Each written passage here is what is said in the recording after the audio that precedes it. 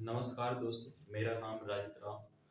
मैं आपका अपने YouTube चैनल पे बहुत-बहुत स्वागत करता हूँ। आइए दोस्तों, आज हम क्लास 10th का पढ़ेंगे चैप्टर नंबर 2 पॉलिनोमियल।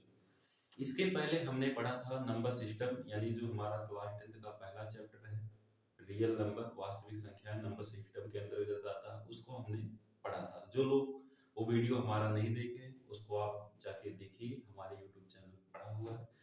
आइए दोस्तों, हम शुरू करते हैं पॉलिनोमियल। देखिए दोस्तों,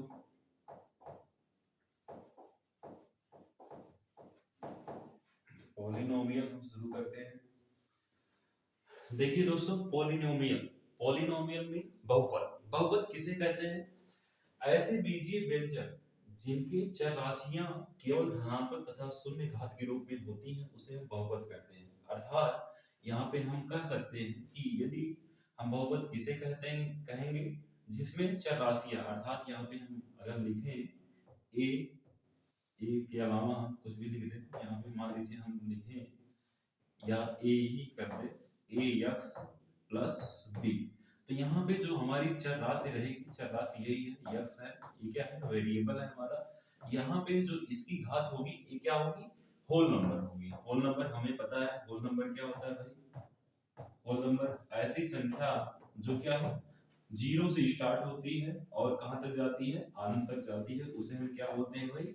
होल नंबर कहते हैं। ऐसी संख्या जो जीरो से स्टार्ट हो और अनंत तक जाती है, उसे हम क्या कहते हैं? होल नंबर कहते हैं। तो यहाँ पे जो चर राशि वेरिएबल होता है, उसकी यदि पावर होल नंबर हो, अर्थात कोई धनात्मक या शून्य संख्या हो, तो उसे हम क्या कहते हैं?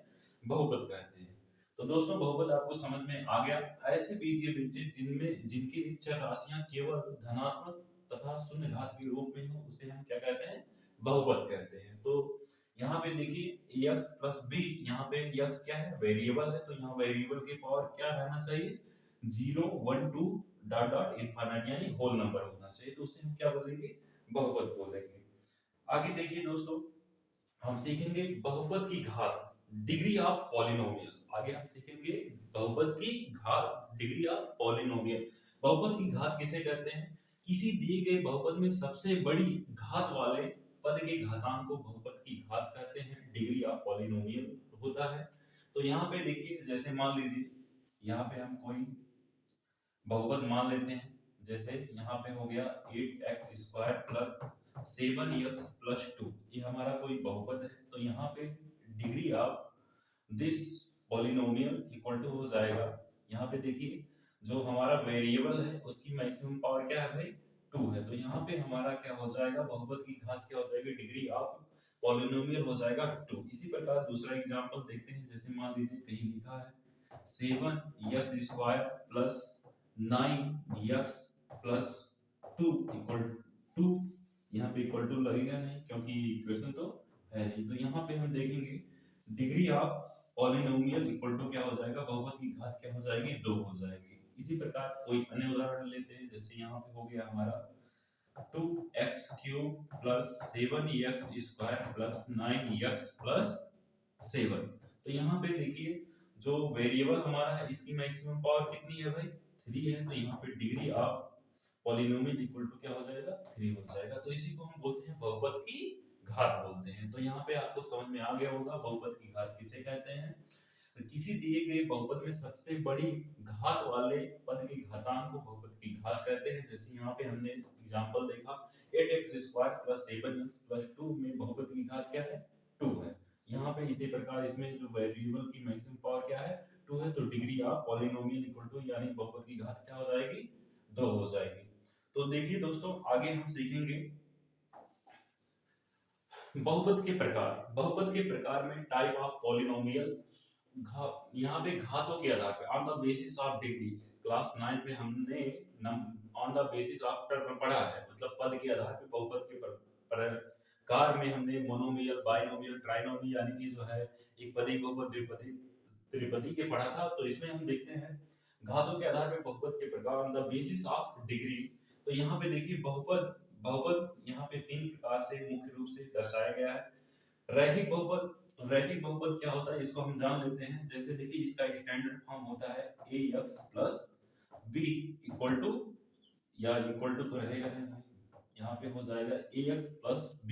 ये हमारा स्टैंडर्ड फॉर्म होता है, किसका होता है भाई, रैखिक बहुपद यानी लीनियर पॉलिनोमियल का होता है, रैखिक बहुपद का। यहाँ पे एक चीज हमें ध्यान रखना है कि a बराबर नॉट इक्वल टू क्या है, यहाँ पे 0 है, तो उसी को हम बोलते हैं रैखिक बहुपद। जहाँ पे क्या हो, डिग्री 1 हो, डिग्री इक्वल टू क्या हो, 1 हो, उसे हम क्या बोलते हैं, रैखिक बहुपद कहते हैं। इसके बाद दोस्तों हमारा जो आगे है द्विपदी बहुपद, इसमें क्या होता है, इसमें इसका स्टैंडर्ड फॉर्म होता है ax² plus bx plus c होता है। यहाँ पे जो बहुपद होगा उसकी मैक्सिमम पावर क्या होगी, यानी इसकी डिग्री क्या होगी भाई, 2 होगी। यहाँ भी a बराबर नॉट इक्वल टू क्या होना चाहिए, 0 होना चाहिए, तो इसी को हम बोलते हैं द्विघात बहुपद बोलते हैं।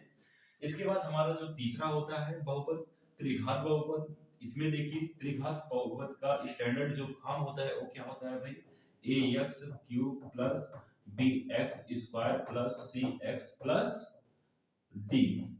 यहाँ पे हो गया हमारा क्या, त्रिघात बहुपद, यानी यहाँ पे क्या हो जाएगा, a बराबर नॉट इक्वल टू क्या होना चाहिए, 0 होना चाहिए। यहाँ पे डिग्री कितनी होती है भाई, 3 होती है। तो यहाँ पे बेसिस ऑफ डिग्री, तो यहाँ पे हम घातों के आधार पे जो है बहुपद के प्रकार के बारे में हमने जाना कि ये 3 प्रकार के होते हैं मुख्य रूप से। पहला हमारा होता है रैखिक बहुपद, दूसरा होता है द्विघात बहुपद, और तीसरा क्या होता है भाई, त्रिघात बहुपद।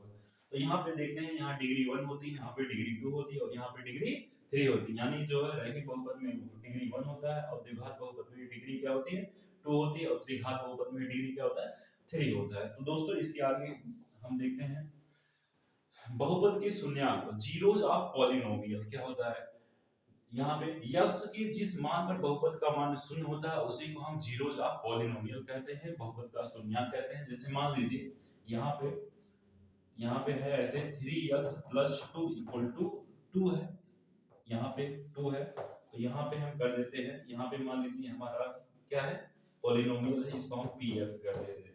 तो इस पे जिसकी वैल्यू क्या हो जाए, जिस मान को रखने पर, x के जिस मान को रखने पर बहुपद का मान क्या हो जाए, शून्य हो जाए, उसे हम क्या कहेंगे, बहुपद का शून्यांक कहेंगे। तो यहाँ पे देखिए, यहाँ px इक्वल टू क्या रख दे रहे हैं भाई, 0 रख दे रहे हैं। तो यहाँ पे हमारा क्या हो जाएगा, यहाँ है जैसे हमारा है 3x प्लस 2 इक्वल टू 0 हो जाएगा। तो यहाँ पे x बराबर हो जाएगा, ये प्लस का है उधर जाएगा माइनस हो जाएगा, यहाँ पे 3 मल्टीप्लाई में इधर आएगा डिवीजन में हो जाएगा। तो -2/3 रखेंगे तो यहाँ पे हमारा क्या हो जाएगा, पॉलिनोमियल 0 हो जाएगा। जैसा हम आगे देखते हैं, जैसे यहाँ 3 हो गया इनटू -2/3, और यहाँ प्लस का 2 है, तो यहाँ से 3 से 3 कैंसिल, -2 प्लस 2 इक्वल टू क्या हो गया, 0। तो यहाँ पे क्या हो गया भाई, यक्स की वैल्यू रखने पर, जिस वैल्यू को रखने पर बहुपद का मान शून्य हो जाता है तो उसे को हम बोलते हैं बहुपद का शून्यांक। तो यहाँ पे किस वैल्यू को रखने पर, x इक्वल टू -2/3 रखते हैं इस पॉलिनोमियल में, तो इसका वैल्यू क्या हो जाता है, 0 हो जाता है। तो ये क्या हो जाएगा, बहुपद का शून्यांक हो जाएगा। इसी प्रकार हम देखते हैं, जैसे हमारे पास कोई रैखिक बहुपद है तो इसमें शून्याङ्कों की संख्या क्या हो जाएगी भाई, शून्याङ्कों की संख्या, शून्याङ्कों की संख्या number of zeros equal to क्या हो जाएगा, 1 हो जाएगा। जब द्विघात बहुपद रहेगा हमारा तो शून्याङ्कों की संख्या कितनी हो जाएगी भाई, शून्याङ्कों की संख्या यहाँ पे कितनी हो जाएगी, 2 हो जाएगी। शून्याङ्कों की संख्या हमारी कितनी हो जाएगी, 2 हो जाएगी। इसी प्रकार जब त्रिघात बहुपद रहेगा तो यहाँ शून्याङ्कों की संख्या कितनी हो जाएगी भाई, शून्याङ्कों की संख्या यहाँ पे कितनी हो जाएगी, शून्याङ्कों की संख्या यहाँ पे कितनी हो जाएगी, 3 हो जाएगी। तो ये हमारा होता है क्या भाई, त्रिघात बहुपद के शून्याङ्कों की संख्या। यहाँ ऐसा क्यों होता है, रैखिक है, यानी एक वेरिएबल है, पावर 1 यहाँ डिग्री 1 है, तो यहाँ पे शून्याङ्कों की संख्या 1 हो गई। पावर 2 है यानी डिग्री 2 है, तो यहाँ पे शून्याङ्कों की संख्या 2 हो गई। यहाँ पे त्रिघात बहुपद है तो शून्याङ्कों की संख्या कितनी हो गई, 3 हो गई। तो यहाँ पे हमने सीखा बहुपद के शून्याङ्क। तो आगे देखते हैं हम इसके बाद, बहुपद की ज्यामिति का अर्थ है, मतलब ज्योमेट्रिकल मीनिंग ऑफ पॉलिनोमियल। तो यहाँ पे देखते हैं, जैसे यक्स एक्सिस को जहां जहां ये लाइन टच करती है उसी को हम क्या बोलते हैं भाई, यहाँ पे जहां जहां टच करेगा वही जो है इसको हम समझेंगे नंबर ऑफ जीरोस वही होता है। जैसे देखिए यहाँ पे इस डायग्राम में ये लाइन जो है ये यक्स एक्सिस को कितनी बार टच कर रही है, एक बार यहाँ हो गया, 2 हो गया, 3 हो गया, यानी 3 बार टच करेगी। तो यहाँ नंबर ऑफ जीरो यानी शून्याङ्कों की संख्या कितनी हो जाएगी भाई, यहाँ हो जाएगी, कितनी बार टच कर रहा है, 3 बार, तो यहाँ 3 हो जाएगा। इसी प्रकार यहाँ भी मान लीजिए ऐसे है, यहाँ डायग्राम में ऐसे करके ऐसे है, या फिर ऐसे हो गया है। तो यहाँ पे देखिए x एक्सिस को, ये x एक्सिस है हमारा, x डैश है, ये y डैश है। तो कहाँ टच कर रहा है, एक बार यहाँ कर रहा है, एक बार यहाँ कर रहा है, 2 हो गया, यहाँ कर रहा है 3 हो गया, यहाँ कर रहा है 4 हो गया। तो यहाँ पे number of zeros equal to कितना हो जाएगा भाई, यहाँ number of zeros equal to हो जाएगा 4 हो जाएगा हमारा नंबर ऑफ जीरो। इसके बाद देखिए यहाँ पे x एक्सिस को ये कितनी बार टच कर रहा है, तो एक बार टच कर रहा है। तो यहाँ नंबर ऑफ जीरोज यानी शून्यांकों की संख्या कितनी हो जाएगी भाई, यहाँ 1 हो जाएगी। तो इस प्रकार से हम जानते हैं कि बहुपद की ज्यामिति का क्या अर्थ होता है। ये बोर्ड में हमने देखा, प्रीवियस ईयर में पूछा गया, इसलिए हमने इसको भी समझाया। तो देखिए आगे दोस्तों हम देखते हैं इसके बाद क्या है हमारा, बहुपद की गुणांकों और शून्यांकों में संबंध। तो यहाँ पे देखिए बहुपदों के गुणांकों और शून्यांकों में संबंध, तो इसमें है relation between coefficient and zeros. तो देखिए दोस्तों, जैसे यहाँ पे हम कोई एग्जांपल ले रहे हैं, जैसे 8x² + 5x + 2। यहाँ पे हम सबसे पहले समझते हैं यहाँ पे कोएफिशिएंट ऑफ x² मतलब x² का गुणांक। तो यहाँ पे हो जाएगा कोएफिशिएंट ऑफ x²। तो यहाँ पे कोएफिशिएंट ऑफ x² यानी जो है x² का गुणांक क्या है, यहाँ 8 है, तो यहाँ x² का गुणांक क्या हो जाएगा, 8 हो जाएगा। इसी प्रकार हम देखते हैं गुणांक ऑफ x, तो यहाँ पे यानी जो है कोएफिशिएंट ऑफ हो जाएगा x, coefficient of x equal to कितना हो जाएगा 5। और यहाँ पे जो तीसरा है, ये जो हमारा कांस्टेंट टर्म है, कांस्टेंट टर्म हमारा कितना भाई 2 है, तो ये क्या हो गया 2 हो गया। तो इस प्रकार हम देखें यहाँ पे बहुपद की गुणांकों और शून्यांकों में संबंध। तो यहाँ पे ये हो गया हमारा 8x² + 5x + 2। Coefficient of x² यहाँ पे क्या है 8 है, मतलब x² का गुणांक क्या है 8 है। इसके बाद यहाँ पे कितना है 2 है, यहाँ पे कितना है 5 है। इसी प्रकार मान लीजिए यहाँ पे हमने लिखा, यहाँ पे 7x² + 2 कर दिया। तो यहाँ पे हमने पूछ लिया क्वेश्चन में कि आप बताइए कि x² का गुणांक कितना। तो x² का गुणांक क्या है भाई 7 है, 7 है। अब पूछ लिया x का गुणांक, यहाँ x लिखा ही नहीं, तो यहाँ x का गुणांक क्या हो जाएगा 0 हम मान लेंगे। तो यहाँ पे 0x लिखा है, तो 0 हो गया। यहाँ कांस्टेंट टर्म क्या है हमारा 2 है, यानी अचर पद क्या है भाई 2 है, तो यहाँ पे हो गया 2। इस प्रकार ये ऐसा होता है। अब देखिए दोस्तों, ये हो गया। इसके बाद हम देखते हैं आगे द्विघात बहुपद, जो हमारा स्टैंडर्ड फॉर्म है द्विघात बहुपद का, ये क्या है दोस्तों, ax² + bx + c है। अब हम जानते हैं कि इसमें जो शून्यांकों की संख्या कितनी होगी, ये हमारा द्विघात बहुपद है, तो इसमें शून्यांकों की संख्या कितनी होगी भाई 2 होगी। यहाँ पे जैसे हमारा जो रैखिक बहुपद होता है उसमें शून्यांकों की संख्या 1 होती है, और जो हमारा द्विघात बहुपद होता है इसमें शून्यांकों की संख्या क्या होती है 2 होती है। त्रिघात बहुपद में शून्यांकों की संख्या कितनी होती है 3 होती है। तो यहाँ पे हमारा जो क्वाड्रेटिक पॉलिनोमियल है, इसमें शून्यांकों की संख्या कितनी हो जाएगी भाई 2 हो जाएगी। तो हम माना बहुपद के दो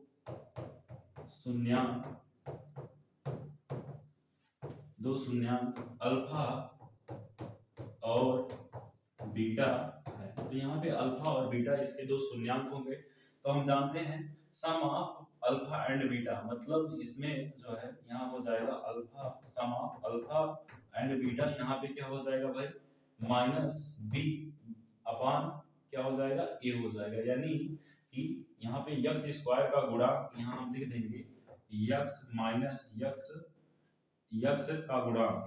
का गुणांक बटे x² का गुणांक हो जाएगा। इसी प्रकार भाई इसमें हम देखते हैं product of alpha and beta. तो यहाँ product of alpha and beta हो जाएगा, यहाँ पे product of alpha and beta क्या हो जाएगा c/a हो जाएगा। ठीक है दोस्तों, यानी यहाँ हो जाएगा c/a यानी अचर पद, यहाँ पे हो जाएगा अचर पद बटे क्या हो जाएगा भाई कोएफिशिएंट ऑफ x²। तो यहाँ हो जाएगा x² का गुणांक, यहाँ माइनस नहीं रहता, x² का गुणांक। तो इस प्रकार से ऐसा हो जाता है। तो उम्मीद करता हूं दोस्तों ये आपको अच्छे से समझ में आया होगा। इसके बाद जो हमारा आने वाला अगला वीडियो होगा, उसमें हम इस पे बेस्ड क्वेश्चन करेंगे, जिसमें बहुत मजा आएगा और बोर्ड एग्जाम में बहुत बार मतलब ये क्वेश्चन, इस पे बेस्ड क्वेश्चन बहुत इंपॉर्टेंट है, ये बार बार पूछे गए हैं। तो दोस्तों हमने बोर्ड एग्जाम के नजरिए से जितने भी टॉपिक हमको मेन लगे उसको हमने इसमें इंक्लूड कर दिया है। दोस्तों आप इसको अच्छे से पढ़िए, समझिए, यदि आपको अच्छा लगे तो इसको लाइक करिए, सब्सक्राइब करिए और अपने दोस्तों के साथ शेयर भी करिए। जय हिंद दोस्तों।